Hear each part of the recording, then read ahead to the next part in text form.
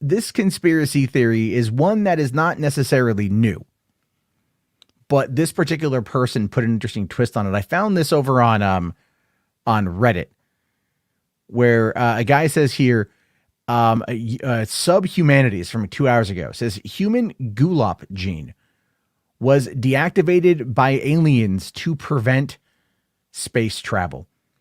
That is what this guy is saying, that the human GULOP gene was deactivated by aliens in order to prevent space travel. Now, you might be asking yourself, just what the hell is the GULOP gene? Well, we're going to find out more. But let's see what this guy actually says. So he says, title pretty much says it all. I'm not a huge conspiracy guy, but this is just something I thought of in the shower. The GULOP gene is found in nearly every single organism on Earth, but it evolved to stop working in humans. The gene allowed organisms to produce their own vitamin C. Vitamin C can really only be found in fruits, and therefore could be a limiting factor in space travel. I believe it was possible 61 million years ago. The Anunnaki edited our genome to limit our ability to travel far into space. This could be because they saw us as a threat to them, that we were developing too quickly, or for a variety of reasons. But in any case, it is a viable theory that our genetic makeup has been altered throughout history. So this particular guy is saying right now that our genetic makeup has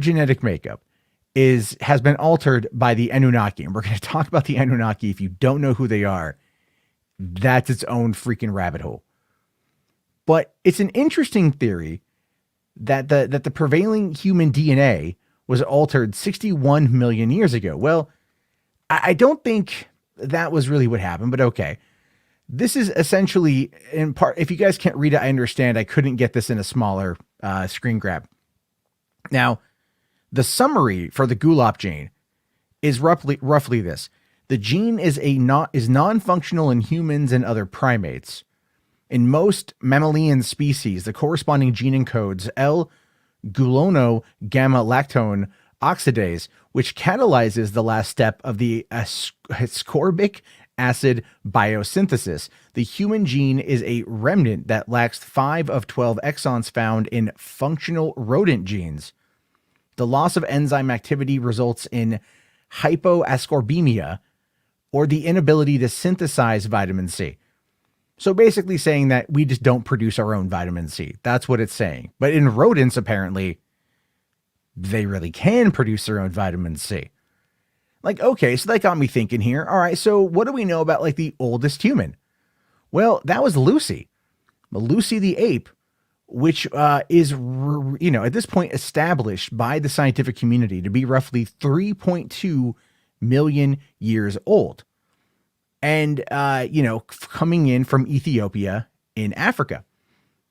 So if this person is saying that 61 million years ago, the Anunnaki came to Earth and altered the DNA of Cro-Magnon man, well, the oldest living species, that we've known about, is Lucy here, and she's listed at 3.2 million. So there's a bit of a discrepancy in regards to years there. But when it comes to the actual GULOP gene, and how it works in primates, generally the way I was able to kind of figure it out by looking at like the most layman term possible, which is Wikipedia, they had said that it had a lot to do with the lack of a moist nose, like dry nose species. So when apes lost the ability for a dry nose or for a moist nose or a wet nose, is kind of when they started to lose this particular ability to synthesize their own vitamin C. That's what it says.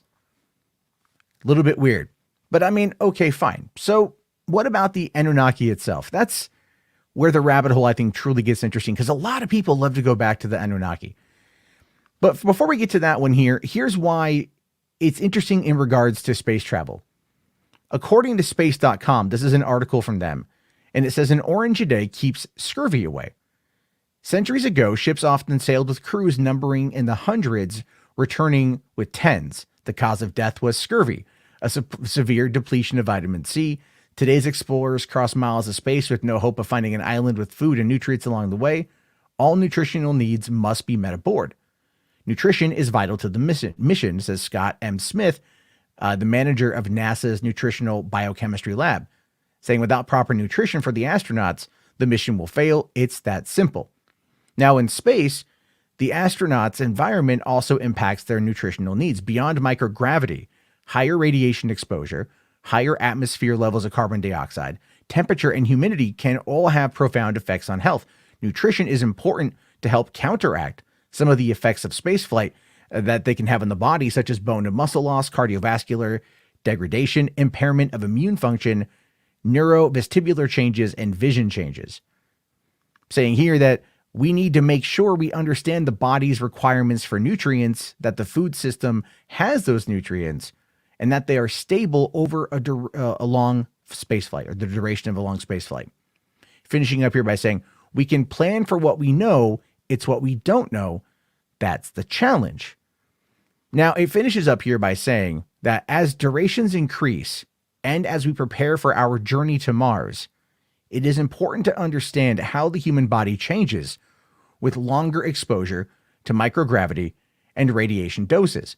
The Biochemical Profile Project examines nutritional markers like proteins, vitamins, minerals, bone markers, hormones, metabolites, immune function, antioxidants, and general chemistry to better understand these changes. So vitamin C is imperative to space travel. It is imperative to long space travel. So the original poster on Reddit is, positing out loud that an alien species came to Earth and altered our DNA, altered our genomes, so that we would not be able to go long into space. Okay. Well, he thinks it's the Anunnaki. Now, according to Wikipedia here, these are a group of deities who appear in the mythological traditions of ancient Sumerians, Akkadians, Assyrians, and Babylonians. In the earliest Sumerian writings about them, which comes from the post-Akkadian period, the Anunnaki are the most powerful deities in the pantheon, descendants of An and Ki, the god of the heavens and the goddess of earth, and their primary function was to decree the fates of humanity. Since the second half of the 20th century, they have been the subject of pseudo-archaeology and conspiracy theories. Now, when it comes to the Anunnaki, I personally find them to be pretty fascinating because of its history in the last, 40, 50 years almost, and how things have kind of played out. Now, one of the interesting aspects of the Anunnaki is their ties to this mythical planet known as Nibiru. And there's a book here, and there's a few books, but this is the one I pulled from. A book here called Slave Species of the Gods, The Secret History of the Anunnaki and Their Mission on Earth by Michael Tellinger. So the idea here is to explain why the Anunnaki came to Earth, because it's an ancient Sumerian thing that was discovered in the mid-1970s by an author named Zecharia Sitchin. And in recent years, it's taken up. Now, Planet Nibiru is an interesting thing in and of itself, which we'll talk about here in a second. So this is a description of the book. Scholars have long believed that the first civilization on Earth emerged in summer 6,000 years ago. However, as Michael Tellinger reveals, the Sumerians and Egyptians inherited their knowledge from an earlier civilization that lived at the southern tip of Africa, which I believe is Cape Horn. I believe that's Cape Horn, and began with the arrival of the Anunnaki more than 200,000 years ago, sent to Earth in search of life-saving gold. These ancient Anunnaki astronauts from the planet Nibiru created the first humans as a slave race to mine gold, thus beginning our global traditions of gold obsession, slavery, and God as dominating master. Now, right off the bat, this guy who has written books on this says that the Anunnaki came here 200,000 years ago, but the original Reddit poster says 61 million years ago. So we're seeing like there's a massive time discrepancy here, but again, it's all kind of for fun, right?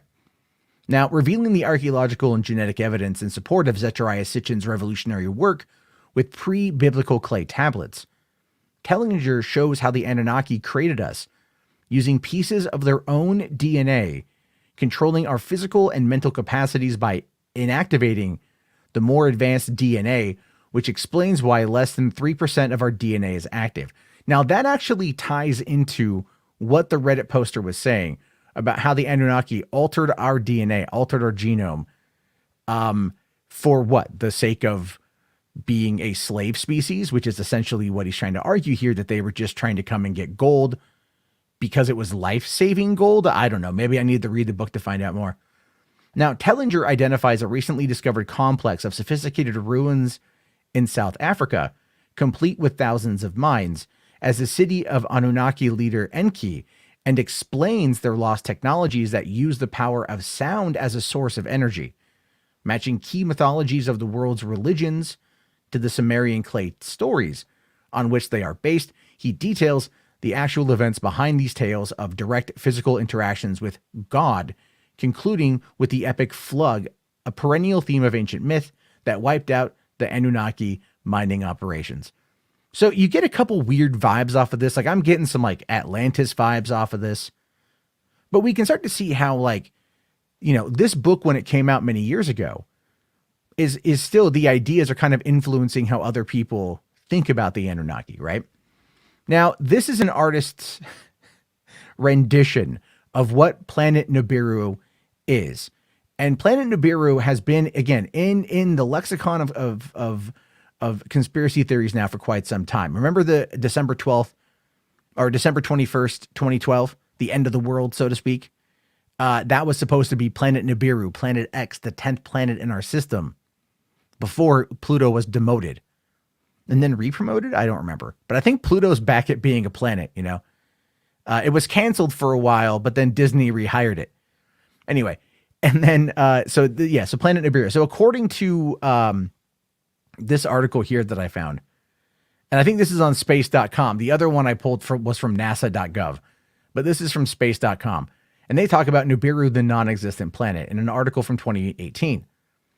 Now, saying, linked to the close of the Mayan calendar, a variety of rumors spread regarding the ways the world could end back in 2012. One popular contender was Nibiru, a supposed planet that some claimed would collide with Earth at the end of the year.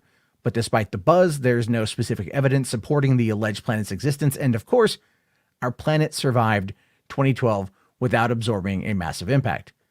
Nibiru has been linked to NASA by various bloggers. Because of this claimed connection, space agency officials put out a statement that no big planet was coming to destroy Earth in 2012. And then what follows is true science and the history of the supposed planet. So I just want to talk about the origins of the myth to give you guys an idea of just kind of like how far this whole thing has come. So the story began in mid-1970s, 1976, when Zecharia Sitchin wrote The 12th Planet, a book which used Sitchin's own unique translation of Sumerian cuneiform to identify the planet Nibiru, orbiting the sun every 3,600 years.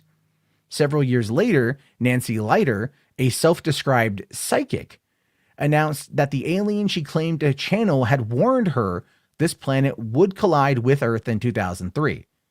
After a collision-free year, the date was moved back to 2012, where it was linked to the close of the Mayan long count period. When Comet Elenin appeared in 2011, many were concerned that it was the mysterious planet in disguise, despite the fact that planets and comets appear very differently under a telescope. But instead of slamming into Earth, the comet strayed too close to the sun and broke into pieces.